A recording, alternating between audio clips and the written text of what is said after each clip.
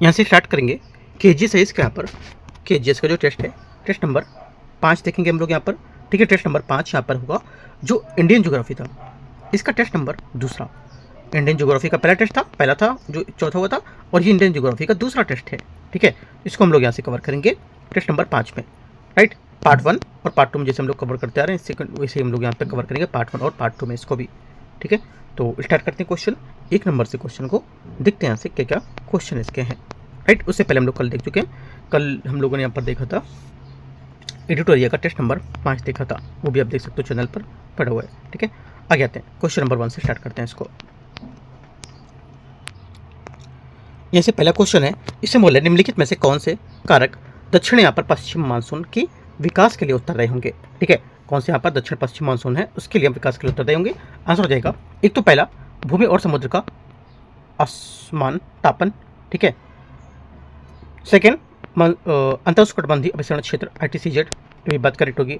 तीसरा हो जाएगा आपका भारतीय महाद्वीप पर उच्च दाब की स्थिति का निर्माण करना, ये गलत होगा क्योंकि यहाँ पर मानसून के लिए भारतीय उपमहाद्वीप पर निम्न दाब की स्थिति होनी चाहिए ना कि उच्च दाब की, ये बात तीसरी वाली गलत होगी। चौथी बात यहाँ पर तिब्बती पठार की उपस्थिति, ये भी बात यहाँ से सही है क्योंकि यहाँ पर मानसून का उदय जो होता है ये जमीन और समुद्र से आसमान तापन से शुरू होकर, जिससे यहाँ पर दबाव में अंतर पैदा होता है, और यहाँ पर गर्मियों में ITCZ उत्तर की ओर खिसक का यहाँ पर गंगा के मैदानों में आ जाता है, और तिब्बती पठार का अत्यधिक गर्म होना और ऊपरी वायुमंडल में चक्रवाती जो प्रसंचरण पैदा करना जो मानसून को खींचता है। ठीक है, तो ऐसी बातें आपको याद रखनी है। 1 2 4 करेक्ट है, तीसरा गलत होगा।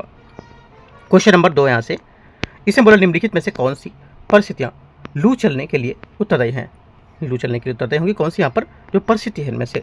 देखो, एक तो यहाँ पर लू चलने के लिए जो है, लू तब चलती है जब यहाँ पर क्षेत्र में शुष्क और गर्म हवाओं और ऊपरी यहाँ पर वायुमंडल में नमी ना हो, ताकि यहाँ पर गर्मी बाहर ना जा सके।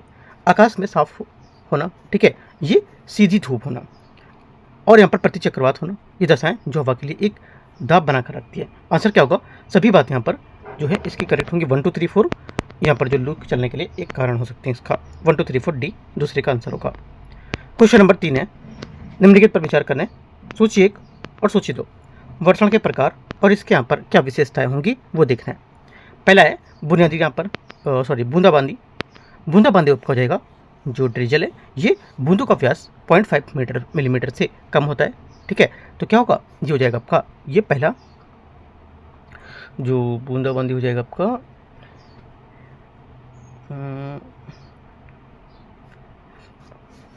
तो हो जाएगा आपका दूसरा, हाँ ये सेकंड वाले में। ठीक है, उसके बाद होगा आपका यहाँ से वर्षा। वर्षा क्या होगा, बूंदों का व्यास 0.5 से 5 मिलीमीटर के बीच। ठीक है, तो इसका क्या हो जाएगा, इसका हो जाएगा आपका यहाँ से 3।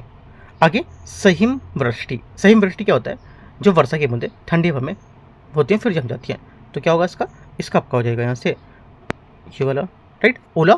ओला क्या होता है, जो ओला होता है हमारा, ये हो जाएगा कपासी मेघ की वर्षों में बनने वाले बर्फ के कठोर गोल कण होते हैं जो अभी कुछ दिन पहले गिरे भी थे, है ना, बारिश में बीच में हुई थी तो, जिसमें ठंडी बीच में लौट आई थी ना। तो ये आंसर क्या होगा, आंसर हो जाएगा तीसरे का करेक्ट आंसर यहाँ से डी सही आंसर है। क्वेश्चन नंबर 4 यहाँ से, क्वेश्चन 4 बोला नीति आयोग के अनुसार भारत में निम्नलिखित में से किस राज्य में पवन ऊर्जा की स्थापित क्षमता सबसे अधिक है। आंसर हो जाएगा नीति आयोग के अकॉर्डिंग बताना है आपको। आंसर हो जाएगा हाल ही में नीति आयोग के जो आंकड़े हैं उसके अनुसार गुजरात ने तमिलनाडु को पीछे छोड़ते हुए भारत में पवन ऊर्जा की उच्चतम स्थापित क्षमता हासिल की है।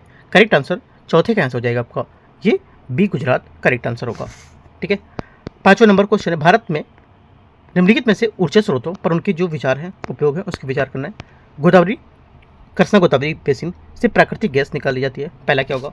5वें का पहला स्टेटमेंट यहाँ से क्या होगा, ये पहला स्टेटमेंट यहाँ से इसका जो रहेगा ये गलत हो जाएगा, है ना, क्यों अभी बताते हैं। सेकंड बात भी यहाँ से इसकी गलत है, और चौथी बात भी यहाँ से इसकी गलत होगी। तीसरी बात यहाँ से करेक्ट है क्योंकि दिल्ली में ओखला में शहरी जो इसकी न्यायपालिका है ठोस अपशिष्ट बिजली उत्पन्न की जाती है, ये बात करेक्ट है क्योंकि शहरी कचरा जो सॉलिड वेस्ट होता है उससे बिजली बनाना एक गैर पारंपरिक या नवीकरणीय तरीका हो सकता है। ठीक है, लेकिन यहाँ पर ये गैर पारंपरिक नहीं है। कौन, पहला दूसरा और चौथा। ठीक है, क्यों नहीं, क्योंकि यहाँ पर पारंपरिक स्रोत हैं सब। ठीक है, ये सब हमारे क्या है, पारंपरिक स्रोत है, पहला दूसरा और चौथा। प्राकृतिक गैस, परमाणु ऊर्जा, यूरेनियम, जलाऊ लकड़ी, ठीक है, और परमाणु ऊर्जा से जो बहस है उसको लेकर के न्यूज़ में थी, और आमतौर पर इसे गैर पारंपरिक के बजाय स्वच्छ लेकिन पारंपरिक माना जाता है। ठीक है, तो यहाँ पर ये पारंपरिक नहीं पूछने हम लोग को पूछने गैर पारंपरिक, तो यहाँ पर सिर्फ कौन सा है, तीसरा यहाँ पर गैर पारंपरिक है। करेक्ट आंसर पांचवें का हो जाएगा आपका, केवल 3 ये यहाँ से करेक्ट है। क्वेश्चन नंबर 6 है, प्रथम पीढ़ी के जैव ईंधन के बारे में विचार करना है।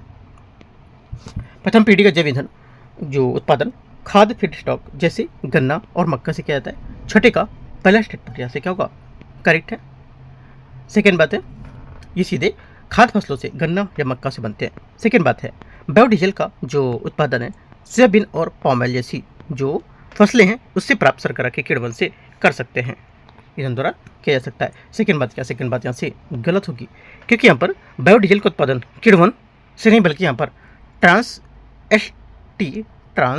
एस्टरिफिकेशन प्रक्रिया जो थी उसके द्वारा किण्वन से इथेनॉल बनना, वो तो पहली बात करेक्ट है, दूसरा आंसर गलत होगी। आंसर क्या होगा, ओनली 1 करेक्ट है, ये यहाँ से आंसर होगा। क्वेश्चन 7 यहाँ से, क्वेश्चन नंबर 7 बोला है कि यहाँ पर सूची 1 और सूची 2 को मैच करना है। हाइड्रोजन के प्रकार और यहाँ पर प्रक्रिया के स्रोत कौन कौन से हो सकते हैं। पहली बात है, हरित हाइड्रोजन क्या होगा, हरित हाइड्रोजन आपका नवीकरणीय ऊर्जा से इलेक्ट्रोलिसिस होना। ठीक है, तो यहाँ से आपका हो जाएगा 1 और 2। ब्लू हाइड्रोजन आपका हो जाएगा यहाँ से, ये प्राकृतिक गैस CCS कार्बन कैप्चर के साथ होना। ठीक है, तो आपका हो जाएगा यहाँ से B का 3, राइट। आगे हो जाएगा टर्क्वाइज हाइड्रोजन। टर्क्वाइज हाइड्रोजन होता है मीथेन जो पाइरोलिसिस है उसमें ठोस कार्बन मिलना। ठीक है, C का 1। आगे हो जाएगा पिंक हाइड्रोजन। पिंक हाइड्रोजन आपका होगा परमाणु ऊर्जा से इलेक्ट्रोलिसिस होना।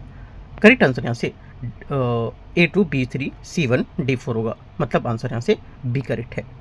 क्वेश्चन नंबर 8 है, भिलाई इस्पात संयंत्र के बारे में विचार करना है। देखते हैं, इस संयंत्र की स्थापना छत्तीसगढ़ में सोवियत संघ के सहयोग से की गई थी। 8वें का पहला स्टेटमेंट यहाँ से क्या होगा, ये करेक्ट है। ठीक है, और इसका उद्घाटन 1959 में डॉक्टर राजेंद्र प्रसाद ने किया था। चूंकि प्रश्न यहाँ पर गलत पूछ रहा है इसलिए यहाँ पर इसका क्या होगा, ये बात क्या हो जाएगी, सही है ना। छत्तीसगढ़ में सोवियत संघ के सहयोग से की गई थी। ठीक है, पहला सही है। सेकेंड बात है, संयंत्र की पहली जो ब्लास्ट फर्नेट 1959 के जो भारत के प्रधानमंत्री राष्ट्रपति डॉक्टर राजेंद्र प्रसाद ने की थी, भी मैंने बताया बात आपको। दोनों बातें करेक्ट हैं, लेकिन यहाँ पर गलत पूछ रहा है तो कोई गलत नहीं है, क्योंकि यहाँ पर दोनों बातें एकदम राइट और करेक्ट है। क्वेश्चन नंबर 9 है, निम्नलिखित पर विचार करना है। पहली बात है, यहाँ स्लेंडर लोरिस जैसे दुर्लभ जानवर पाए जाते हैं। ठीक है, यहाँ ये पेनार नदी बेसिन का एक हिस्सा होगा। ठीक है, सेकेंड बात हो गई।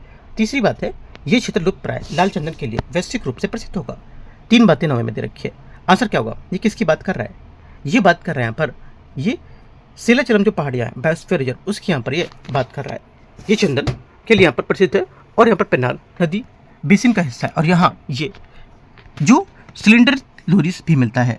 ठीक है, आगे आते हैं क्वेश्चन नंबर 10। क्वेश्चन 10 यहाँ से, सूची को सूची 2 को मैच करना है। भूवैज्ञानिक विशेषताएं और भूवैज्ञानिक इसके काल कौन कौन से हैं। वृहत हिमालय क्या होगा, वृहत हिमालय आपको हो जाएगा ओलिगोसिन, है ना। ओलिगोसिन मतलब कहने का ये ए नंबर 1। लघु हिमालय आपका हो जाएगा मियोसिन, है ना, लघु हिमालय मियोसिन होगा। ठीक है, शिवालिक आपका हो जाएगा प्लायोसिन। ठीक है, आगे आपका हो जाएगा यहाँ से ये असम के खनिज तेल भंडार इयोसिन। सही आंसर A1 B2 C4 और D3 होगा, तो ए नंबर करेक्ट आंसर है।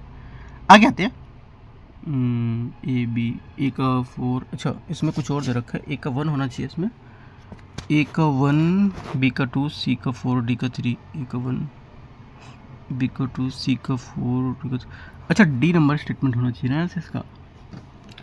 देख लेता हूँ थोड़ा सा मैं क्वेश्चन 10 नंबर 10 नंबर में होगा आपका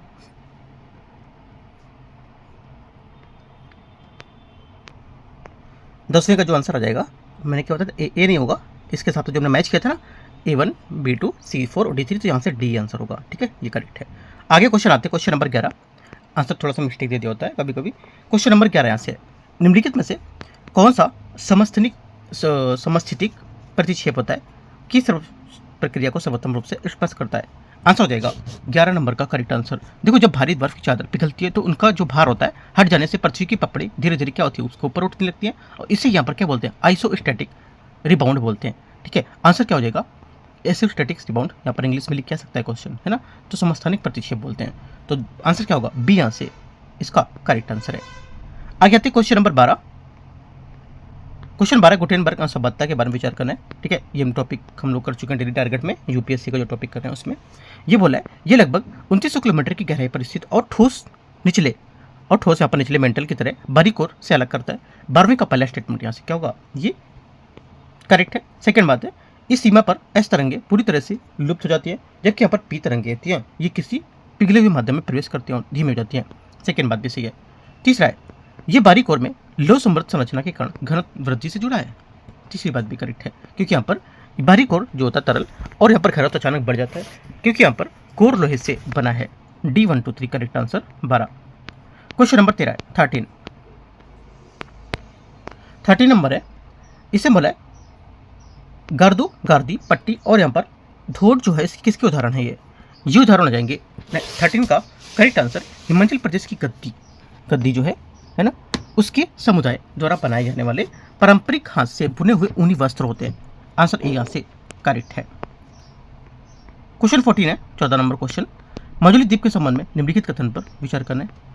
ये पूरी तरह से जलोढ़ भू आकृति विज्ञान का क्षेत्र होता है। पहला 14 का स्टेटमेंट यहाँ से करेक्ट है, क्योंकि ब्रह्मपुत्र नदी पर बनाया गया एक जलोढ़ द्वीप है, पहली बात सही है। सेकंड है, ये चारों ओर सुबनसिरी नदी और उसकी सहायक नदियों से घिरा हुआ है। सेकंड बात क्या होगी, सेकंड बात यहाँ से गलत है, क्योंकि यहाँ पर ये केवल सुबनसिरी से नहीं बल्कि यहाँ पर मुख्य रूप से ब्रह्मपुत्र और उसकी सहायक नदियों से घिरा हुआ है। ओनली 1 करेक्ट है, एक यहाँ से 14 का आंसर होगा। क्वेश्चन 15, चित्रकूट जलप्रपात जिसे भारत का नियाग्रा जलप्रपात कहा जाता है किस नदी पर स्थित है।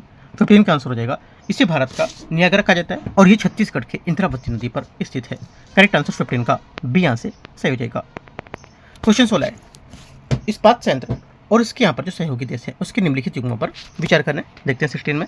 पहला इसे बोले कि भिलाई रूस, ठीक है, भिलाई इस्पात संयंत्र ये ब्रिटेन में है ना, तो यहाँ पर क्या भिलाई हो जाएगा रूस में, राइट, ये बात गलत है। राउरकेला इस्पात संयंत्र जर्मनी, सेकंड बात क्या होगी, सेकंड बात यहाँ से राउरकेला हो जाएगा जर्मनी में, बात सही है। दुर्गापुर इस्पात संयंत्र यूएसएसआर, दुर्गापुर जो है ये ब्रिटेन में है ना कि यूएसएसआर। आगे और बोकारो रूस, ये बात यहाँ पर यूनाइटेड किंगडम गलत है। सिर्फ यहाँ पर एक बात करेक्ट है, कौन सी, जो राउरकेला थी संयंत्र जर्मनी, ये बात करेक्ट है। आंसर क्या होगा, सिर्फ एक युग्म से करेक्ट है 16वें का। क्वेश्चन 17 है, 17 नंबर है, सूची को सूची 2 को मैच करना है। देखते हैं, पारंपरिक यहाँ पर हथकरघा केंद्र, ठीक है, और यहाँ से दे रखा है इसका हथकरघा केंद्र और यहाँ पर से कौन कौन से राज्य होंगे। देखते हैं यहाँ से, पहला है करूर, ठीक है, 17 में करूर रखा हो जाएगा कहाँ, तमिलनाडु, ठीक है। आगे यहाँ पर दे रखा है एक इलकल, इलकल जो है ये आपका हो जाएगा यहाँ से कर्नाटका, इलकल कर्नाटका, राइट। उसके बाद आपका हो जाएगा पोचमपल्ली, पोचमपल्ली आपका हो जाएगा तेलंगाना, पोचमपल्ली तेलंगाना, और चंदेरी मध्य प्रदेश, ठीक है। करेक्ट आंसर यहाँ से 17 का हो जाएगा क्या, ये यहाँ से सही आंसर है। क्वेश्चन नंबर 18 नंबर है, अपने मजबूत ऑटोमोबाइल्स उद्योग जो है उसके कारण किस भारतीय शहर को भारत का डेट्रॉइट कहा जाता है। करेक्ट आंसर 18 का आंसर हो जाएगा भारत का डेट्रॉइट। चेन्नई को इसके विशाल ऑटोमोबाइल्स हब के कारण भारत का डेट्रॉइट कहा जाता है। करेक्ट आंसर डी, चेन्नई यहाँ से सही होगा। 19 नंबर है, nuclear power corporation of India limited के संबंध में निम्नलिखित पर विचार करना है। ये परमाणु ऊर्जा विभाग के प्रशासनिक नियंत्रण के अधीन एक सार्वजनिक क्षेत्र का उद्यम होगा। 19 का पहला स्टेटमेंट यहाँ से करेक्ट है। सेकेंड बात है, इसके पास आंशिक रूप से भारतीय नाभिकीय विद्युत निगम लिमिटेड भाविनी का स्वामित्व होगा। सेकेंड बात यहाँ पे क्या है, ये भी बात यहाँ से करेक्ट है। दोनों बातें सही है, आंसर यहाँ से सी सही पूछा है तो 19 का करेक्ट आंसर सी होगा। भारत में निम्नलिखित में से कौन सा क्षेत्र यूरेनियम भंडार से संबंधित है। भारत में कौन सा भंडार जो है यूरेनियम भंडार से संबंधित होगा। आंसर हो जाएगा 20 का करेक्ट आंसर। भारत में यहाँ पर जो एक तो सिंहभूमि सियर जोन, ठीक है, सिंहभूमि आपका झारखंड, कुडप्पा बेसिन जो है ये आपकी आंध्र प्रदेश, महादेव जो है ये मेघालय, और भीमा बेसिन ये आपकी कर्नाटक, ये सभी यहाँ पर यूरेनियम के लिए प्रसिद्ध हैं। यूरेनियम के लिए ये सभी ऐसे करके यूरेनियम लिख लो और कहाँ कहाँ पर ये भी लिख सकते हो। सभी 4 डी 20 का करेक्ट आंसर है। क्वेश्चन नंबर 21 21 नंबर है, इसमें बोले सूची को सूची 2 को मैच करना सार्वजनिक क्षेत्र का उपक्रम और इसके मुख्यालय कहाँ कहाँ पर है। पहला पहला बोले कोल इंडिया है ना, कोल इंडिया का मुख्यालय कोलकाता। आगे गेल GAIL गेल मतलब गैस अथॉरिटी जो ऑफ इंडिया लिमिटेड, इसका मुख्यालय दिल्ली में होगा। आगे यहाँ पर RINL मतलब राष्ट्रीय इस्पात निगम लिमिटेड विशाखापट्टनम में स्टील प्लांट का संचालन करता है और इसका मुख्यालय विशाखापट्टनम में ही है। सी आगे हाल HAL जो है ये हिंदुस्तान एरोनॉटिक्स लिमिटेड, इसका मुख्यालय बेंगलुरु में होगा। ठीक है, सभी बातें सही है। Answer A B C D A1 B2 C3 D4 correct answer b. आगे आते क्वेश्चन नंबर 22। केंद्रीय प्रदूषण नियंत्रण बोर्ड CPCB के मूल गठन के रूप में किस विशिष्ट कानून के तहत किया गया था गठन। आंसर हो जाएगा 22वें का करेक्ट आंसर, ये किया गया था। CPCB क्या है, वैधानिक संगठन है। ठीक है, और इसकी स्थापना सितंबर 1974 में जल प्रदूषण निवारण अधिनियम जो है और अधिनियम 1974 के तहत की गई थी। ठीक है, और इस बाद में से जो वायु अधिनियम 1981 के तहत भी शक्तियाँ प्रदान कर दी गई थी। सी यहाँ से करेक्ट आंसर हो जाएगा। आगे आते क्वेश्चन 23। राष्ट्रीय खनिज विकास निगम के संबंध में विचार करना है। इसकी स्थापना 1958 में हुई थी और ये इस्पात मंत्रालय के प्रशासनिक नियंत्रण के अधीन काम करता है। 23 का पहला स्टेटमेंट यहाँ से करेक्ट है। सेकेंड बात है, ये भारत का सबसे बड़ा लौह अयस्क उत्पादन होगा। सेकेंड बात यहाँ से 23 का ये भी करेक्ट है। तीसरा, ये मध्य प्रदेश में भारत की एकमात्र यंत्रीकृत हीरे की खदान का संचालन करता है। तीसरी बात क्या होगी, तीसरी बात यहाँ से इसका स्टेटमेंट ये भी करेक्ट है। 23 का 1 2 3 सभी करेक्ट, डी आंसर है।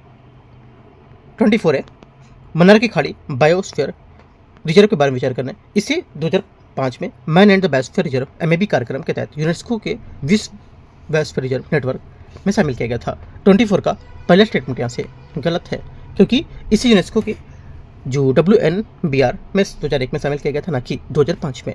2005 में अगस्त माला या और जो है उस पर चर्चा की थी, ये गलत हो जाएगा। सेकेंड बात है, ये दक्षिण और दक्षिण पूर्व एशिया का पहला समुद्री बायोस्फीयर रिजर्व होगा। सेकेंड बात करेक्ट है, क्योंकि यहाँ पर ये दक्षिण और दक्षिण पूर्व एशिया का पहला समुद्री बायोस्फीयर रिजर्व है। ओनली 2 करेक्ट है। आंसर यहाँ से क्या होगा, 24 का बी करेक्ट है। 25 नंबर है 25। एक पारिस्थितिक संवेदनशील जो क्षेत्र होता है उसकी निम्नलिखित में से कौन सा गतिविधि विनियमित की जाती है इसमें। आंसर हो जाएगा, देखो यहाँ पर जो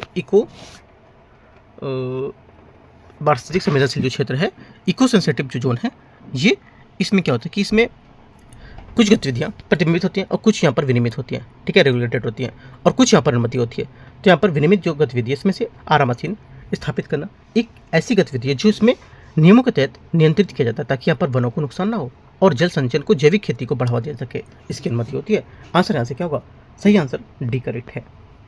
क्वेश्चन 26 है, ये दुनिया के सबसे बड़े वनों में से एक है।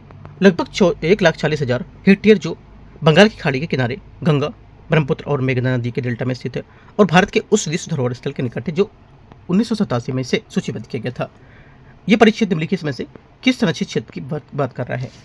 26 का आंसर हो जाएगा, ये बात कर रहा है किसकी, ये बात कर रहा है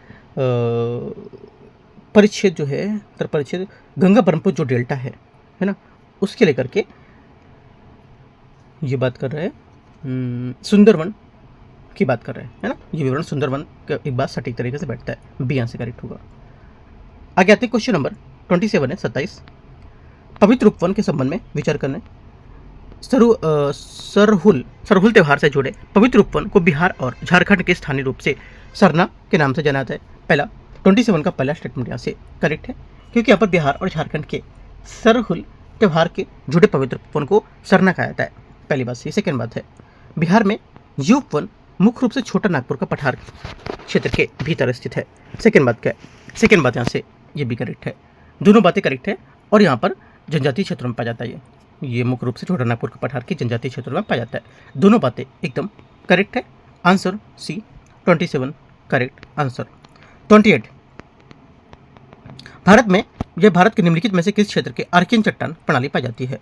करेक्ट आंसर हो जाएगा, भारत के किस क्षेत्र में आर्कियन प्रणाली चट्टानें पाई जाती हैं। करेक्ट आंसर हो जाएगा यहाँ से 28 का। ये एक तो तर्क क्या होता है, आर्कियन चट्टानें भारत की सबसे पुरानी चट्टानें हैं, है ना। और ये कर्नाटक, तमिलनाडु, मध्य प्रदेश, छोटा नागपुर पठार सहित यहाँ पर कई प्रायद्वीपीय भारत के लगभग 2/3 हिस्से में पाई जाती हैं। ये पॉइंट याद रखना, प्रायद्वीपीय भारत के लगभग 2/3 हिस्सा, ठीक है, साउथ इंडिया नहीं होगा, ध्यान रखना है। आंसर क्या होगा? आंसर आपको 1 2 3 4 सभी बातें 28 का करेक्ट है। 29 नंबर है, 29 नंबर, अभिकथन ए और कारण आर। ठीक है, मोहरोविक असंबद्धता भूपर्पटी और मंडल के बीच एक भूकंपी सीमा है जिसे तरंग वेग अचानक वृद्धि द्वारा पहचाना जाता है। 29 का पहला स्टेटमेंट यहाँ से करेक्ट है, मतलब यहाँ से जो ए बारी अभिकथन है करेक्ट हो जाएगी। सेकेंड बात है आर, भूकंपी अपवर्तन के आधार पर मोहरोविक यहाँ पर जो संबद्धता है 20 स्तर पर लगभग एक समान गहराई पर पाई जाती है, जो व्यापक रूप से एक सुसंगत भूपर्पटी मंडल का संक्रमण को दर्शाती है। सेकेंड बात यहाँ से क्या होगा? गलत होगी, क्योंकि यहाँ पर मोहू की गहराई दुनिया भर में एक समान नहीं है और ये पर्वतों के नीचे ये 70 किलोमीटर तक की गहरी हो सकती है। ठीक है, और जबकि यहाँ पर महासागर के नीचे करीब 5 से 10 किलोमीटर में। सिर्फ यहाँ पर पहला करेक्ट है, दूसरा गलत होगा। सी यहाँ से सही आंसर है। क्वेश्चन 30 है, भील जनजाति के संबंध में विचार करना है। 2011 की जनगणना के अनुसार भील लगभग 1.7 करोड़ की आबादी के साथ भारत के सबसे बड़े जनजाति समूह में से एक मानी जाती है। 30 का पहला स्टेटमेंट यहाँ से क्या होगा? ये करेक्ट है। सेकंड, भारत में भीलों की सबसे अधिक आबादी छत्तीसगढ़ में पाई जाती है। गलत है, क्योंकि यहाँ पर भारत में भीलों की सबसे ज़्यादा आबादी मध्य प्रदेश में, छत्तीसगढ़ में नहीं है। ओनली वन करेक्ट है। 31 है, सूची को सूची 2 को मैच करना है। यहाँ पर सूची जनजातियाँ और यहाँ पर इसके कौन कौन से क्षेत्र हैं वो। ठीक है, पहला बोला भोटिया, उत्तर प्रदेश। ठीक है, सही बात है। भोटिया नहीं, क्या होगा? भोटिया आपका उत्तर प्रदेश, उत्तराखंड को अलग होने के बाद कुछ हिस्से में और हिमाचल प्रदेश के पास। ठीक है, तो आपका हो जाएगा सोनपेन। देखो इसका हो जाएगा आपका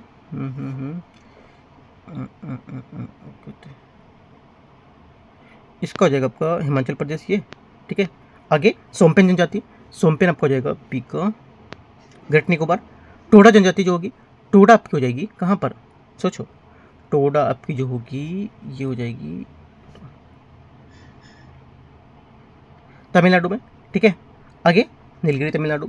बची कौन सी? थारू जनजाति। थारू जनजाति कहाँ पाई जाती है बताओ? थारू जनजाति आपका उत्तर प्रदेश और यहाँ पर तराई क्षेत्र में। इसके करेक्ट आंसर 31 का हो जाएगा आपका बी, सही है।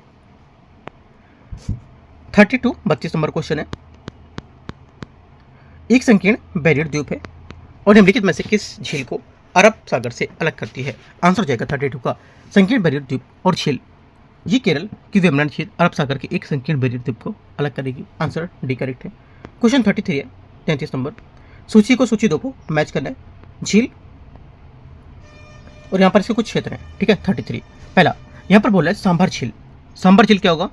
आपका हो जाएगा यहाँ से एक 3 राजस्थान। पेंगोंग त्सो, ठीक है, पेंगोंग त्सो सबको पता ही होगा, बहुत बार न्यूज़ में आई है। पेंगोंग त्सो आपका बी का 4 लद्दाख। लोनार झील, लोनार झील आपका हो जाएगा क्या? लोनार झील आपकी हो जाएगी महाराष्ट्र उल्कापिंड निर्मित, है ना, महाराष्ट्र उल्कापिंड निर्मित। ठीक है, आगे नल सरोवर झील गुजरात। करेक्ट आंसर 33 का हो जाएगा आपका यहाँ से आंसर सी करेक्ट है। 34 34 नंबर क्वेश्चन है, निम्नलिखित में से कौन सा एक यहाँ पर फुटलूस उद्योग की विशेषता बताता है? फुटलूस उद्योग की विशेषता बताता है। फुटलूस होता है क्या? ये उद्योग कच्चे माल पर निर्भर नहीं होते हैं और इन्हें कहीं भी स्थापित किया जा सकता है। ये बात इंपॉर्टेंट है इसकी। ठीक है, तो ये मजबूत अवस्थितिजनक बाधाओं से स्वतंत्र होते हैं। सी यहाँ से करेक्ट होगा, क्योंकि यहाँ पर ये उद्योग मजबूत अवस्थितिजनक बाधाओं से स्वतंत्र होते हैं क्योंकि इनका उत्पादन छोटा और हल्का होता है। ठीक है, ध्यान रखना, आपसे बोलेगा बड़ा और हल्का होता है, ये बड़ा और भारी होता है, ऐसे करके बता देगा। तो फुटलूस उद्योग याद रखना है आपको, जो बताया मैंने। सी यहाँ से करेक्ट है। 35 ट्रॉम्बे स्थित परमाणु ऊर्जा संस्थान की स्थापना किस वर्ष हुई थी? आंसर हो जाएगा 35 का। इसकी स्थापना हुई थी 1954 में। परमाणु ऊर्जा संस्थान की स्थापना की गई थी। ठीक है, और जिसे बाद में 1967 में 67 भाभा परमाणु अनुसंधान केंद्र बार्क नाम दिया गया था। सी 1954 इसका करेक्ट आंसर है। आगे आते हैं क्वेश्चन 36 नंबर। 36 यहाँ से सूची को सूची 2 को मैच करते हैं। परमाणु ऊर्जा संयंत्र और इसका स्थान कौन कौन सा है 36 में? पहली बात है, पहला हो जाएगा रावतभाटा राजस्थान, रावतभाटा राजस्थान। उसके बाद बी का हो जाएगा आपको यहाँ से कहेगा कर्नाटका। ठीक है, काकरापर गुजरात और नरोरा उत्तर प्रदेश। करेक्ट आंसर 36 का यहाँ से ये सही है। 37 नंबर है, बेल्लारी चित्रदुर्ग चिकमंगलूर क्षेत्र मुख्य रूप से निम्नलिखित में से किस खनिज विशाल भंडार यहाँ पर पाए जाते हैं या उसके लिए जाने आते हैं? आंसर हो जाएगा 37 का करेक्ट आंसर। जो बेल्लारी चित्रदुर्ग है, ये चिकमंगलूर क्षेत्र जो होता है, ये कर्नाटक का ये बिल्ट अपने लो अयस्क के विशाल भंडार जैसे कि कुंद्रेमुख और बाबा बदुन की पहाड़ियों के लिए जाना जाता है। आंसर क्या होगा? ए यहाँ से करेक्ट आंसर है। क्वेश्चन नंबर 38, भारत के जलवायु में स्थलीय विकिरण की भूमिका के संबंध में विचार करना है। देखते हैं 38 में ये बोला है, उत्तर पश्चिमी भारत में मानसून से पूर्व बनने वाला उष्मी निम्न जो क्षोभ मंडल द्वारा अपनी आने वाली लघु तरंग विकिरण के रूप में अवशोषण के कारण होता है। पहला गलत है, क्योंकि यहाँ पर वायुमंडल मुख्य रूप से लघु तरंगों से नहीं बल्कि यहाँ पर दीर्घ तरंगों के स्थलीय विकिरण जो होता है उसकी गर्म होने से होता है। ठीक है, पहला गलत है। सेकेंड, सक्रिय दक्षिण पश्चिम मानसून के बादल बाहर जाने वाली दीर्घ तरंगे स्थलीय विकिरण को रोक देने से, जिससे यहाँ पर मध्य भारत में रात्रि के तापमान को उल्लेखनीय वृद्धि देखी गई है। सेकेंड बात यहाँ से करेक्ट है। आंसर क्या होगा?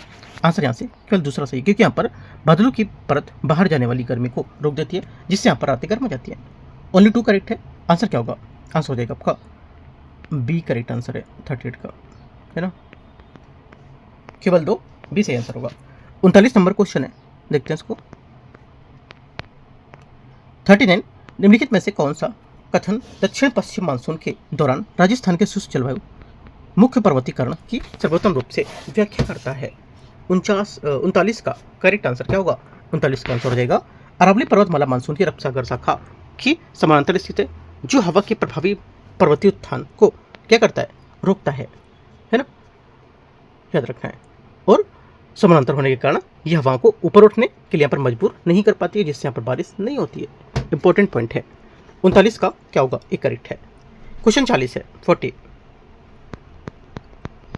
नंबर है, मुंबई और नागपुर के बीच यहाँ पर जो गर्मियों के तापमान के बीच अंतर के विचार करना है। मुंबई तापमान से पहले अधिकतम तापमान को सीमित वृद्धि देखी जाती है, जिससे यहाँ पर इसका ताप मुख्य कारण अरब सागर की उच्च विशिष्ट सीमा धारिता होती है। 40 का पहला स्टेटमेंट यहाँ से करेक्ट है। क्यों? क्योंकि समुद्र की उच्च विशिष्ट उष्मा धारिता के कारण मुंबई का तापमान काफ़ी अधिक नहीं बढ़ता है। सही बात है।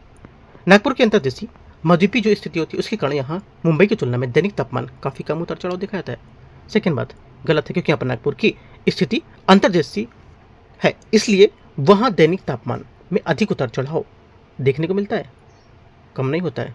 ठीक, गलत हो जाएगी। आंसर क्या होगा? ओनली 1 करेक्ट है, क्योंकि यहाँ पर गलत पूछ रहा है, तो आंसर क्या होगा? गलत पूछा है तो 2। क्वेश्चन 41 आते हैं। 41 है, क्षेत्रीय मौसम और वनस्पति प्रतिरूप के अक्षांश के प्रभाव के बारे में विचार करना है। कर्क रेखा के कारण बिहार पूरी तरह से उपोष्णकटिबंधीय क्षेत्र में स्थित है, जिसके परिणामस्वरूप तापमान में वार्षिक उतार चढ़ाव काफी अधिक होता है। 41 का पहला स्टेटमेंट यहाँ से क्या होगा? ये करेक्ट है, क्योंकि यहाँ पर कर्क रेखा बिहार के दक्षिण से गुजरती है। ठीक है, जिसमें यहाँ पर बिहार का अधिकांश भाग उपोष्णकटिबंधीय क्षेत्र में आता है, और यहाँ महाद्वीपी जलवायु के कारण वार्षिक तापांतर क्या होता है?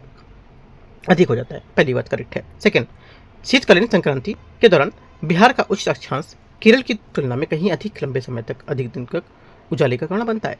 सेकेंड बात गलत है, क्योंकि शीतकालीन संक्रांति जो होती है उसके दौरान सूर्य दक्षिण गोलार्ध मकर रेखा पर होता है। ठीक है, और इस समय उच्च अक्षांश में दिन की अवधि कम होती है, जबकि भूमध्य रेखा के करीब वाले क्षेत्र में जैसे केरल उसमें दिन लंबे होते हैं। ये बात गलत हो जाएगी। तीसरी बात है, उपोष्णकटिबंधीय अक्षांशीय तापमान की स्थितियाँ गंगा के मैदानों की जो उष्णकटिबंधीय होती हैं उसके आर्द्र सदाबहार वनों के प्राकृतिक विकास को रोकती हैं। तीसरी बात क्या होगी? तीसरी बात करेक्ट है, क्योंकि उपोष्णकटिबंधीय अक्षांशों में तापमान और वर्षा की स्थितियाँ उष्णकटिबंधीय सदाबहार वनों के लिए अनुकूल नहीं होती हैं, क्योंकि इन वनों को वर्ष भर उच्च तापमान भारी वर्षा चाहिए होती है। आंसर क्या होगा? 1 और 3 करेक्ट है। 1 3 करेक्ट है। आंसर क्या होगा? सी। 42 नंबर क्वेश्चन है, संथाल जनजाति के संबंध में विचार करना है। संथाली भाषा ऑस्ट्रो एशियाई परिवार का मुंडा समूह से संबंधित है। 42 का पहला स्टेटमेंट यहाँ से एकदम करेक्ट है। संथाली लिपि ओल चिकी की खोज पंडित रघुनाथ मुर्मू द्वारा की गई थी। सेकेंड बात भी करेक्ट है। तीसरा से संथाल लोग एकेश्वरवाद का पालन करते हैं और आत्माओं चुड़ैल और पवित्र उपवन को विश्वास नहीं मानते हैं। गलत हो जाएगी, क्योंकि यहाँ पर ये संथाल प्रकृति पूजक होते हैं, वे आत्माओं पवित्र उपवन में गहरा विश्वास करते हैं। ठीक है, ये गलत हो जाएगी बात। 1 2 करेक्ट है। ये 42 का करेक्ट आंसर है। 43 नंबर क्वेश्चन है। 43 नंबर, उत्तर भारत में पश्चिमी विक्षोभ की जो कृषि होती है उसके जो पड़ने वाले प्रभाव के कारण विचार करना है। पश्चिमी विक्षोभ से सर्दियों में महत्वपूर्ण वर्षा होती है, जो रबी की गेहूं की फसलों के शुरुआत के विकास को मदद करेगी। 43 का पहला स्टेटमेंट करेक्ट है, क्योंकि यहाँ पर ये विक्षोभ भूमध्यसागर से आते हैं और सर्दियों में वर्षा करते हैं, जो रबी की फसल खासकर गेहूं के लिए काफ़ी अमृत समान होते हैं। पहला करेक्ट है। इन विक्षोभों के होने वाली भारी वर्षा मिट्टी की नमी तेजी से बढ़ जाती है और मुख्य रूप से खरीफ फसलों की शीघ्र बुआई के लिए। सेकेंड बात यहाँ से क्या होगी, ये गलत है, क्योंकि ये वर्षा रबी की फसल के लिए महत्वपूर्ण, ना कि खरीफ की फसलों के लिए। खरीफ की फसल के लिए बुआई मानसून जून जुलाई में होती है। ये बात गलत हो जाएगी, खरीफ की फसलें बोल दी इसने तो। ओनली वन करेक्ट है, सही पूछा है। 44 आते हैं। भारतीय उपमहाद्वीप में चालू किए गए जो अल्ट्रा मेगा और सौर पार्क के संबंध में विचार करना है। पहली बात है, पश्चिमी राजस्थान में शुष्क क्षेत्र में स्थित भादला पार्क जो है सौर पार्क भारत का सबसे बड़ा पूर्णतः संचालित सौर पार्क है। पहली बात, 44 का पहला स्टेटमेंट यहाँ से करेक्ट है, सही बात है। सेकेंड बात है, हालांकि बिहार में सौर ऊर्जा पर काम हो रहा है, लेकिन यहाँ पर कैमूर अल्ट्रा मेगा सौर पार्क जो है उसको लेकर के वर्तमान में 2 गीगावाट वाणिज्यिक बिजली का निर्यात करेगा। सेकेंड बात यहाँ से क्या होगी, गलत हो जाएगी, क्योंकि यहाँ पर बिहार सौर ऊर्जा पर काम हो रहा है, लेकिन यहाँ पर कैमूर अल्ट्रा मेगा सौर पावर जो पार्क है 2 गीगावाट बिजली निर्यात करने वाला भारत का प्रमुख ग्रिड पार्क नहीं होगा। ये डेटा तथ्यात्मक रूप से इस स्तर पर बात नहीं कर रहा है, गलत है। पावागढ़ सौर पार्क कर्नाटक के पट्टे पर ली गई सूखाग्रस्त कृषि भूमि का उपयोग करके बड़े पैमाने पर फोटोवोल्टिक बिजली उत्पादन करती है। तीसरी बात यहाँ से करेक्ट है, क्योंकि यहाँ पर कर्नाटक का पगवड़ा सौर पार्क सूखाग्रस्त भूमि पर बनाया गया है। 13 करेक्ट है, आंसर यहाँ से सी बात से हो जाएगी। क्वेश्चन नंबर 45 है। 45 समान अक्षांश पर स्थित जो स्थान है उसके बारे में उसके अंतर के संबंध में विचार करना है। पहला बोला है, दार्जिलिंग में आगरा की तुलना में वार्षिक तापमान काफ़ी कम रहता है, जिसका मुख्य कारण क्षोभ मंडल में समान तापमान की गिरावट दर होती है। 45 का पहला स्टेटमेंट यहाँ से एकदम करेक्ट है, ठीक है। सेकेंड बात है, एक ही अक्षांश पर स्थित होने के बावजूद दार्जिलिंग कम की ऊंचाई जो वातावरण है उसमें स्थलीय विकिरण का अवशोषण आगरा के मैदानी इलाकों की तुलना में कहीं अधिक होता है। सेकेंड बात क्या होगी, गलत है, क्योंकि ऊंचाई वाले जो क्षेत्रों में वायुमंडल विरल होता है, थीन होता है ना, जिससे क्या होता है वहाँ स्थलीय विकिरण का अवशोषण कम होता है, अधिक नहीं होता है। ये बात गलत हो जाएगी। ओनली वन करेक्ट है, एक बात यहाँ से सही होगा 45 नंबर की। 46 नंबर है, 46 नंबर क्वेश्चन। करीबा के संबंध में निम्नलिखित पर विचार करना है। ये चतुर्थक अवसादों का प्रतिनिधित्व करते हैं जो नदी झील या नदी के हिमनद वातावरण में जमा हुए थे और झेलम नदी के बेसिन के पास पाए जाते हैं, आसपास पाए जाते हैं। 46 का पहला स्टेटमेंट यहाँ से करेक्ट है। ये सतही जल संसाधनों से समृद्ध है और इस क्षेत्र में प्रमुख बारहमासी नदियाँ प्रणाली का निर्माण करते हैं। सेकेंड बात क्या होगी, सेकेंड बात यहाँ से गलत है, क्योंकि यहाँ पर जो करीबा है ना, ये सतही जल के बीच स्रोत नहीं होते, ये मिट्टी से ऊंचे टीले पत्थर या पठार जैसे निक्षेप होते हैं जो सेफ्रॉन की खेती या केसर जो होता है उसकी खेती के लिए प्रसिद्ध होते हैं। ओनली वन करेक्ट है यहाँ से। आंसर क्या पूछा है, पूछा कि कौन सा गलत होगा, केवल 2 गलत है फिर तो। क्वेश्चन 47 है, दूसरी पीढ़ी के जैव ईंधन के संबंध में विचार करना है। देखते हैं। पहला है, इनमें कृषि अवशेष, तकनीकी वानिकी अपशिष्ट और यहाँ तक कि नगर पालिका ठोस अपशिष्ट जैसे कच्चे माल शामिल हैं। 47 का पहला स्टेटमेंट यहाँ से क्या होगा, ये करेक्ट है, सही बात है। सेकेंड बात है, दूसरी पीढ़ी के जैव ईंधन से प्राप्त इथेनॉल का उत्पादन लिग्रोसेलुलोसिक बायोमास को सरल शर्करा में तोड़े बिना करते हैं। सेकेंड बात करते हैं, क्योंकि यहाँ पर देखो दूसरी पीढ़ी 2G जो इथेनॉल है इसको बनाने के लिए लिग्नोसेलुलोसिक बायोमास को सरल शर्करा में तोड़ना अनिवार्य होता है और बिना तोड़े इसे नहीं बनाया सकता है, ठीक है। तो गलत है, बोले तोड़े बिना ही कर सकते हैं तो गलत हो जाएगा, ठीक है। सिर्फ यहाँ से एक स्टेटमेंट इसका करेक्ट है, लेकिन पूछा गलत कौन सा है, 2। क्वेश्चन 48 है, अभिकथन ए और यहाँ से कारण दे रखा है, कारणार्थ दे रखा है। अंतरिक्ष विसरण क्षेत्र से होकर उड़ान भरने वाले विमान समानता मौसम संबंधी खतरों के न्यूनतम सामना करते हैं। पहला क्या होगा, अभिकथन। 48 का जो अभिकथन है ये यहाँ से आपका गलत है, क्योंकि यहाँ पर ITCZ विमान उड़ाना काफ़ी चुनौतीपूर्ण होता है, क्योंकि यहाँ पर भयंकर तूफान और संवहनी गतिविधियाँ होती हैं, है ना, न्यूनतम सामना नहीं करना पड़ता, गलत हो जाएगा। सेकेंड बात है, अंतरिक्ष विसरण क्षेत्र जो होता है इसमें प्रबल संवहन क्रियाओं का क्षेत्र है जो क्यूम्यूलोनिम्बस, यहाँ क्यूम्यूलोनिम्बस बादल विकसित होते हैं और कभी कभी ट्रोपोजल या ट्रोपोपॉइस तक भी प्रवेश कर जाते हैं। सेकेंड बात क्या होगी, सेकेंड बात करेक्ट है, क्योंकि ITCZ हवा क्या होती है, गर्म होकर ऊपर उठती है, जो यहाँ पर क्यूम्यूलोनिम्बस बादल बनते हैं और यहाँ पर ट्रोपोपॉइस को उस तक पहुंच पाते हैं। सेकेंड बात सिर्फ करेक्ट है आर वाली। आंसर क्या होगा? डी यहाँ से करेक्ट आंसर है। आर से ये गलत है। 49 नंबर क्वेश्चन है 49। इसमें बोला है उत्तर पश्चिम हिमालय के जो शीतकालीन वर्षा संबंध में विचार करना है। उत्तर पश्चिम हिमालय के ऊपर अधिक ऊंचाई वाले जो सिरस होते हैं उसमें बादल आने वाले पश्चिमी विक्षोभ का पहला दृश्य संकेत होता है। 49 का पहला स्टेटमेंट यहाँ से करेक्ट है, क्योंकि पश्चिमी विक्षोभ के आने वाले से आकाश में ऊंची सिरस बादल दिखाई देते हैं। सेकेंड बात है लद्दाख में अधिक ऊंचाई पर मौजूद सिरस बादल ऊपरी वायुमंडल में अत्यधिक कम तापमान के कारण सीधे जमीन पर बर्फबारी के कारण बनते हैं। सेकेंड बात गलत है, क्योंकि सिरस बादल जो होते हैं ये सीधे बर्फबारी नहीं करते, बल्कि वे काफ़ी ऊंचे होते हैं और विरल होते हैं और बर्फबारी के लिए बादलों का घना बनाते हैं। और जैसे निम्बू स्टेट्स जरूरी होना। ओनली वन करेक्ट है। क्वेश्चन 50 है 50। भारत के पश्चिमी तट के समानांतर निर्मित निम्नलिखित में से कौन सी मौसम संबंधी विशेषता के मुख्य रूप से कोंकण और मलाबार क्षेत्रों के दक्षिण पश्चिम मानसून की दैनिक वर्षा की तीव्रता को नियंत्रित करता है? आंसर हो जाएगा 50 का करेक्ट आंसर यहाँ से ये हो जाएगा आपका करेक्ट आंसर अपतटीय द्रोणी है ना। क्यों? क्योंकि यहाँ पर देखो कोंकण और मलाबार तट पर जो वर्षा की तीव्रता होती है वो अपतटीय द्रोणी राइट उसका नियंत्रित होती है और ये तटीय क्षेत्रों में मानसून की सक्रिय करती है। बी करेक्ट आंसर है। क्वेश्चन नंबर 51 है 51। निम्नलिखित में से कौन सा कथन भारत के ऊर्जा क्षेत्र में भारत के हैवी इलेक्ट्रिकल लिमिटेड भेल का मुख्य रूप से औद्योगिक भूमिका का सही वर्णन करता है? 51 का आंसर हो जाएगा Bharat heavy electrical limited. Correct answer b यहाँ से सही आंसर होगा। ठीक है, ये क्या, ये भारत का सबसे बड़ा बिजली उपकरण निर्माता है और ये टरबाइन, बॉयलर और जनरेटर जैसे बनाता है। और ये कोई वित्तीय संस्थान या कोयला खदान कंपनी नहीं है। आंसर क्या होगा? 51 का बी करेक्ट है। 52 नंबर क्वेश्चन है 52। 52 यहाँ से औद्योगिक अवस्थिति और यहाँ पर जो शास्त्रीय सिद्धांत है उसके बारे में उन भारी उद्योगों के लिए मुख्य अवस्थिति जन प्रभाव क्या होते हैं जो लौह अयस्क और कोयले जैसे ह्रास के कच्चे माल का उपयोग करते हैं? करेक्ट आंसर हो जाएगा 52 का ऐसे क्या होगा? बी करेक्ट होगा।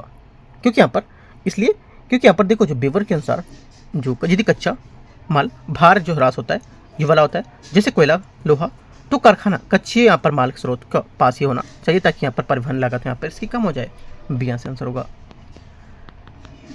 53 नंबर क्वेश्चन है छत्तीसगढ़ और बोराडीला और यहाँ पर दिल्ली राजहरा खदानों से मुख्य रूप से निम्नलिखित में से कौन सा खनिज निकाला जाता है?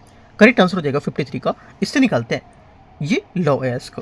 ठीक है, ये तरह छत्तीसगढ़ की जो प्रसिद्ध खदान है लौह अयस्क जो आयरन और है उसके लिए यहाँ पर उत्पादन के लिए जानते हैं। करेक्ट आंसर है 53 का। 54 है नंदा देवी राष्ट्रीय उद्यान के संबंध में विचार करना है। ये नंदा देवी बायोस्फीयर रिजर्व का एक हिस्सा है और यूनेस्को का विश्व धरोहर स्थल भी होगा। पहली बात करेक्ट है। सेकेंड बात है ये अपने अल्पाइन घास के मैदान ऊंचाई पर स्थित झीलों की समृद्ध जैव विविधता के लिए जानते हैं। सेकेंड बात ये भी करेक्ट है। तीसरा स्टेटमेंट है ये अपने मैंग्रोव वनों और प्रवाल भित्तियों के पारिस्थितिक तंत्र है उसके लिए प्रसिद्ध है। तीसरी बात क्या होगी? तीसरी बात यहाँ से गलत है क्योंकि नंदा देवी हिमालय में और वहाँ मैंग्रोव या प्रवाल भित्तियाँ नहीं पाई जाती हैं।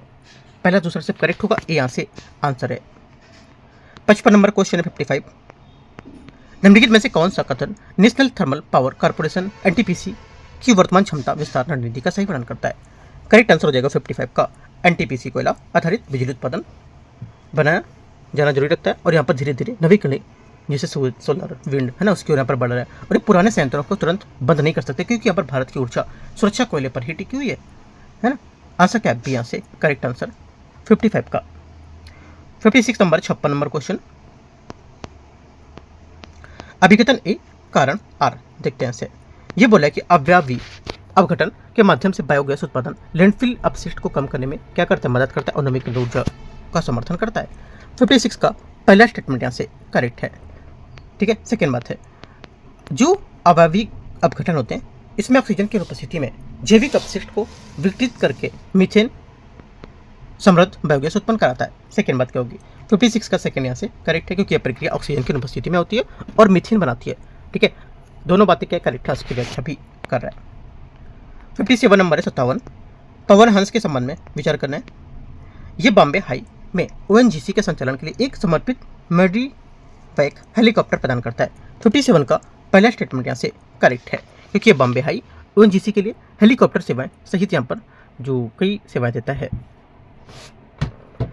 पहला क्या होगा? करेक्ट है। सेकेंड बात है ये केवल कर्मियों का परिवहन करता है और यहाँ पर अपतटीय तेल जो अन्वेषण है गतिविधियों के लिए माल वहन नहीं करता है। ये बात गलत है क्योंकि यहाँ पर पवन जो है ये हंस जो कर्मी है, ठीक है, उसके साथ यहाँ पर आवश्यक माल करुओं को लेकर ये भी जाता है। सिर्फ पहली बात करेक्ट है।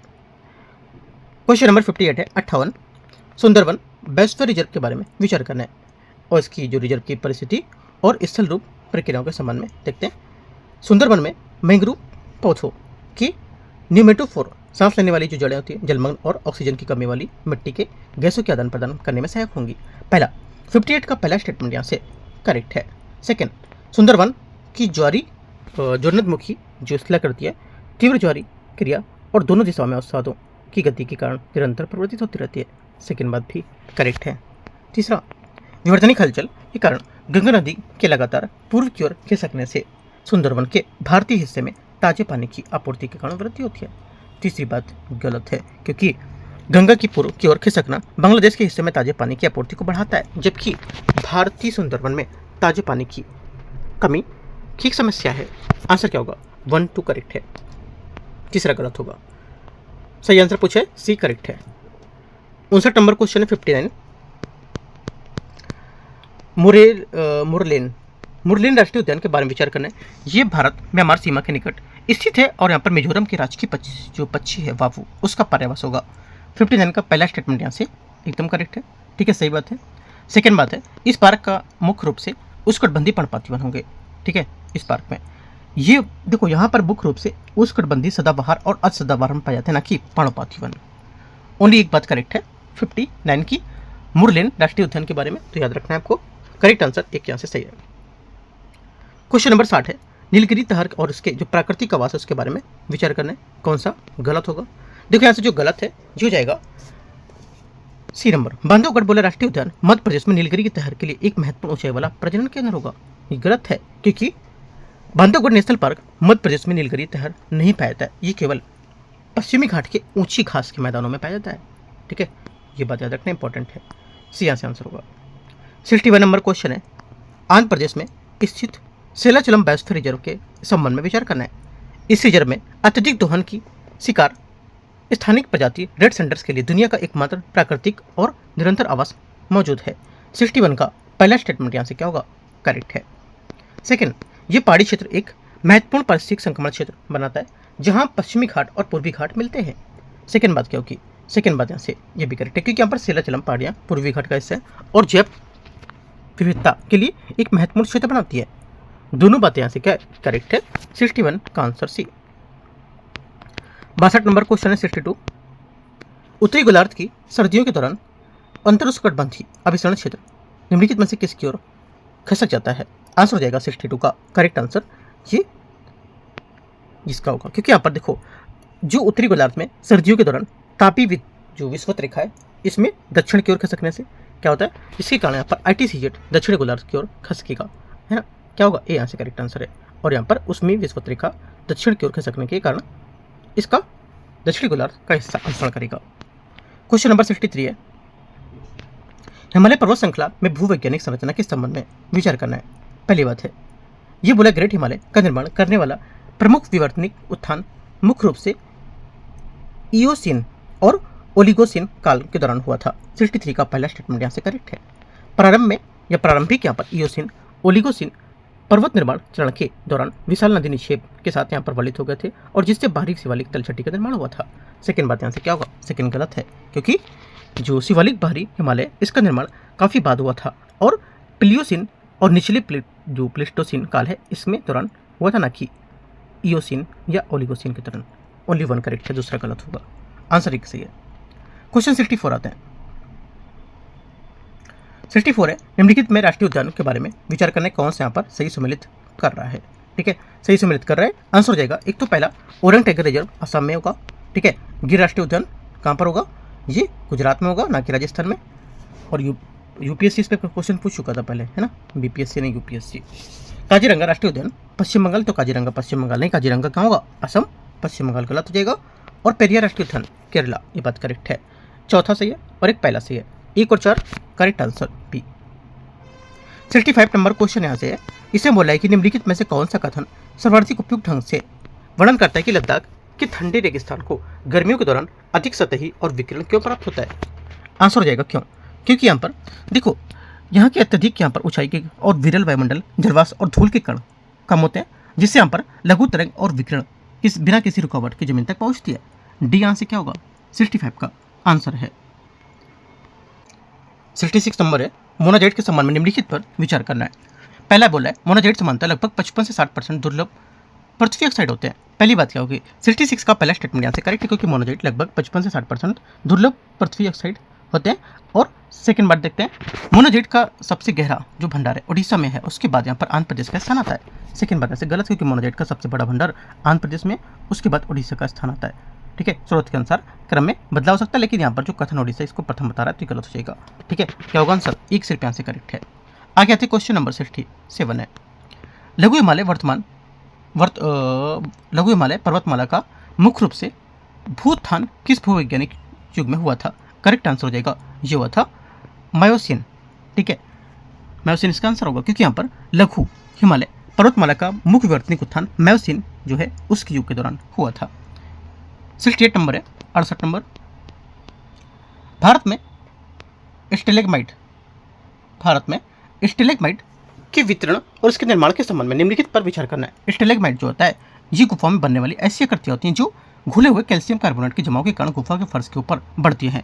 68 का पहला स्टेटमेंट यहाँ से करेक्ट है। ठीक है, क्योंकि यहाँ पर ये गुफा फर्श के ऊपर की ओर बढ़ने और चूना पत्थर के जमाव होते हैं। सेकेंड बात है, आंध्र प्रदेश में स्थित बोरा गुफा में जमीन के नीचे बहने वाली गोस्थानी नदी की क्रिया से बने विशाल स्टेलेग्माइट्स मौजूद होते हैं। सेकेंड बात ये भी करेक्ट है। तीसरा, भारत में स्टेलेग्माइट्स वाली चूना पत्थर की गुफाओं की सबसे बड़ी संख्या शुष्क अरावली पर्वतमाला में पाई जाती है। तीसरी बात यहाँ से गलत है, क्योंकि भारत में सबसे अधिक यहाँ पर चूना पत्थर की गुफाएं मेघालय और हिमालय क्षेत्रों में पाई जाती हैं और शुष्क अरावली में नहीं। 1 2 करेक्ट है, आंसर यहाँ से ए 68 का सही आंसर है। क्वेश्चन 69 है, 69, इससे बोला कि अभिकथन ए और कारण, भारतीय गांगे मैदानों में दक्षिण पश्चिम मानसून से होने वाली वार्षिक वर्षा की मात्रा पूर्व से पश्चिम की ओर धीरे धीरे कम होती जाती है।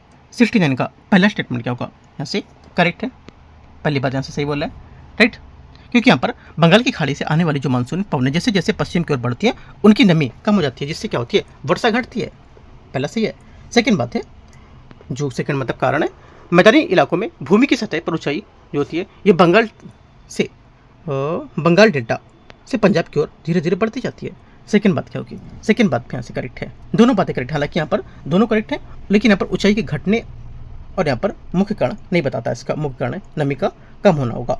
ठीक है, इस वजह से व्याख्या नहीं कर रहा है, इसकी बातें दोनों करेक्ट लेकिन व्याख्या नहीं कर रहा है। करेक्ट आंसर क्या होगा, बी। क्वेश्चन 70 है, केरल के कोल्लम जिले में स्थित सथमकोट्टा झील के बारे में विचार करना है। इसे अंतर्राष्ट्रीय महत्व के रामसर वेटलैंड के रूप में नामित किया गया और ये केरल की सबसे बड़ी प्राकृतिक मीठे पानी की झील होगी। 70 का पहला करेक्ट है। इसके जल के उच्च शुद्धता बड़े पैमाने पर पाए जाने वाले चाओ बोरस लार्वा की आबादी द्वारा बनाए रखी जाती है, जो कार्बनिक अशुद्धियों के आहार के रूप में प्रयोग करते हैं। सेकेंड बात क्या होगी, 70 का सेकेंड बात भी करेक्ट है, क्योंकि यहाँ पर इसके जल की शुद्धता जो होती है ये चाओ बोरस लार्वा द्वारा बना रखी जाती है, जो कि यहाँ पर कार्बनिक अशुद्धियों को खाता है। दोनों बातें करेक्ट है, आंसर यहाँ से 70 का सी करेक्ट है। 71 है, निम्नलिखित में से कौन सा कथन मेडन जूलियन ऑसिलेशन एमजीओ और भारत पर इसके प्रभाव के सर्वोत्तम रूप से वर्णन करना है? कौन वर्णन करता है? आंसर हो जाएगा मेडन जूलियन ऑसिलेशन जो होता है ये भूमध्य रेखा के पास बादलों और वर्षा की एक सूर्य की ओर बढ़ने वाली प्रणाली के रूप में होता है, जो भारतीय मानसून की सक्रियता और विराम ब्रेक चरणों की प्रभावित करेगा। करेक्ट आंसर बी सही होगा। 72 भारत के चरम विषुवती भागों में वर्षा के द्विशिखर अथवा द्विवार्षिक अधिकतम प्रतिरूप को नियंत्रित करने वाला निम्नलिखित में से कौन सा मौसम विज्ञान तंत्र है? करेक्ट आंसर 72 का हो जाएगा, ये है अंतर्उष्णकटिबंधीय सविषण क्षेत्र, ITCZ इसका आंसर होगा। ठीक है, यह ITCZ अंतर्उष्णकटिबंधीय क्षेत्र होते हैं जो 2 बार गुजरते हैं आते और जाते मानसून के कारण। ठीक है, क्वेश्चन नंबर 73 है, दक्कन के पठार के 800 क्षेत्रों जैसे हैप्पी आसमान में आमतौर पर पाए जाने वाला गोल ग्रेनाइट के पत्थर और प्याज के आकार के गुंबद मुख्य रूप से किस भू वैज्ञानिक या भू आकृतिक प्रक्रिया के कारण बनते हैं? आंसर हो जाएगा ये बनते हैं दिन रात के बड़े तापांतर के कारण और बार बार होने वाले ताप और शीतल की जो उत्पन्न यांत्रिक परत विच्छेदन है उसके लिए, ठीक है। क्योंकि यहाँ पर क्या होता है, ये दिन रात के बड़े तापांतर के कारण होते हैं और इसमें यांत्रिक परत जो विच्छेदन होती है ये प्याज जैसे छिलके की अपक्षय प्रक्रिया से बनती है। आंसर 73 का क्या होगा, बी करेक्ट है। 74 है 74 नंबर क्वेश्चन, प्लियोसीन युग के बारे में विचार करना है। प्लियोसीन के दौरान वलित होकर सबसे बाहरी हिमालय तलहटी का निर्माण करने वाले मोटे अग्रभूमि बेसिन अवसादों के लिए निम्नलिखित में से किस लिथोलॉजिकल शब्द का उपयोग किया जाता है। आंसर हो जाएगा 74 का, इसका उपयोग करते हैं ये मोलास का, ठीक है, मोलासिस का आंसर होगा, क्योंकि यहाँ पर जो शिवालिक के यहाँ पर मोटे अग्रभूति बेसिन अवसादों के लिए मोलास शब्द का उपयोग किया जाता है। आंसर 74 का भी करेक्ट है। 75 आते हैं। 75 है दक्षिण भारत में पूर्वोत्तर मानसून की प्रणालियों के बारे में विचार करना है। पूर्वोत्तर मानसून के दौरान भारी वर्षा की अवधियों को मुख्य रूप से बड़े पैमाने पर निम्नदाब प्रणालियों को चक्रवाती अवजाब नियंत्रित करता है। पहला क्या होगा, 75 का करेक्ट है। सेकेंड बात है शक्तिशाली अल नीनो घटनाएं क्षोभ मंडल में असमान रूप से नीचे की ओर उतरने वाली जो वायु स्थिति होती है उसको जन्म देती है और कोरोमंडल तट के साथ शीतकालीन वर्षा में काफ़ी कमी आती है। इसकी सेकेंड बात भी करेक्ट हो जाएगी। तीसरी बात है भूमध्य रेखा के पार बहने वाले सोमाली जेट स्ट्रीम उत्तर पूर्वी मानसून के दौरान अपनी दिशा बदल देती है और नमी के दौरान परिवहन को बढ़ा देती है। तीसरी बात गलत है, क्योंकि यहाँ पर सोमाली जेट स्ट्रीम जो है ये मुख्य रूप से दक्षिण पश्चिम मानसून से संबंधित है, ना कि उत्तर पूर्वी मानसून से, ठीक है। तो गलत हो जाएगी। 1 2 बात इसकी सही है, लेकिन पूछे गलत कौन सा है, गलत आपका तीसरा है। 76 नंबर है निम्नलिखित में से कौन सा भारतीय राज्य मुख्यतः साइनो तिब्बती भाषा परिवार के मूल वक्ताओं द्वारा प्रमुख रूप से पहचाना जाता है। आंसर 76 का हो जाएगा। यहाँ से क्या करेक्ट आंसर 76 का आपका होगा, ये नागालैंड की जो जनजाति है और भाषाएं मुख्यतः साइनो तिब्बती परिवार से संबंधित होती है। बी आंसर क्या होगा, करेक्ट आंसर 76 का सही है, ठीक है, नागालैंड। तो इस टाइप से हम लोग ने आज यहाँ पर 76 ही क्वेश्चन कवर करेंगे, ठीक है, 76 क्वेश्चन करेंगे। बाकी हम लोग आपसे 77 क्वेश्चन बाद में करेंगे, राइट। और 76 आप टॉपिक बोलोगे तो मैं इन सबके टॉपिक प्रोवाइड करा दूंगा टेलीग्राम पर, ठीक है। तो आप देखो टेलीग्राम पर मुझे पर्सनल मैसेज करो तो वहाँ पे मैं दे सकता हूँ, क्योंकि यहाँ पर सबको नहीं चाहिए होते ना, जो जिसको चाहिए होंगे मैं उसको ही सिर्फ यहाँ पर दूंगा, राइट। जो यहाँ पर पढ़ना चाह रहा है, जो मेहनत करना चाह रहा है, मैं आपको उसको ही सिर्फ प्रोवाइड करूँगा। तो आप यहाँ पर पर्सनल टेलीग्राम पे आप मैसेज कर सकते हो। टेलीग्राम पे जाओगे, आप सर्च करोगे BATHAM, ठीक है, SHIV, ठीक है, ऐसे करके बाथम से हो, तो यहाँ से आईडी आएगी ना, उसमें आप मैसेज करोगे तो मैं आपको प्रोवाइड कराऊंगा। या आप टेलीग्राम पे मैसेज करना तो मैं आपको पर्सनल आईडी दे दूंगा, वहाँ से आप करके मैं आपको प्रोवाइड करा दूंगा जो उसका PDF रहेगा, राइट। तो क्योंकि सबको वहाँ पर सबने तो ऐसा नहीं बोला, आप जिसको चाहिए रहेगा तो मैं उसको आपको प्रोवाइड करा दूंगा, ठीक है। एंड करते हैं, जितने भी टॉपिक होंगे इन सब टॉपिक को आप कवर करो। जैसे आप देखो अगर टॉपिक निकाल लेते हो तो अच्छी बात है, नहीं अगर होता है तो आपसे तो आप मेरे को बोल सकते हो, आपको कराऊंगा वो। जैसे कि यहाँ पर झील के बारे में दे दिया इसने, ठीक है। ये प्लियोसीन युग है, प्लियोसीन युग क्या होता है इसके बारे में आपको यहाँ पर रीड करना है, इसका टॉपिक हो जाएगा। दक्कन का पठार को लेकर जैसे यहाँ पर शुष्क क्षेत्र है, इसके बारे में टॉपिक हो गया एक, ठीक है। विषुवत रेखा को लेकर के यहाँ पर टॉपिक है, राइट। भारतीय गंगा के मैदान को लेकर के यहाँ पर जो दक्षिण पश्चिम भाग है उसमें मानसून वाले टॉपिक हो जाएगा। स्टेलेग्माइट क्या होता है, राइट। और यहाँ पर मेडन जूलियन ऑसिलेशन क्या होता है। तो जितने यहाँ पर ऐसे टॉपिक है उनको आपको डीप में जाके कवर करना है। अभी आपके पास समय है, चीज़ों को अच्छे से आप कर सकते हो टेस्ट के साथ साथ, आपको एक्स्ट्रा टाइम नहीं देना होगा अलग से, है ना। तो आप बाद में करोगे तो आपको किसी चीज़ याद करनी पड़ेगी। ऐसे क्या होगा, आपके सब टॉपिक याद होते चले जाएंगे, स्टैटिक भी याद हो रहा है, साथ में आपका पेपर भी सॉल्व हो रहा है, दोनों चीज़ आपकी हो जाएंगी। और एक टाइम ऐसा आएगा कि आपके सब पूरे टॉपिक के साथ साथ आपकी चीज़ें पूरी कवर हो जाएंगी और एक अच्छा सा नोट्स बन जाएगा, ठीक है। तो एंड करते हैं, कुछ डाउट रहेगा नीचे कमेंट में पूछ सकते हो, और टेलीग्राम को जरूर ज्वाइन करना है, आप पूछना है अपना जो कोई बात होता है उसको, ठीक है।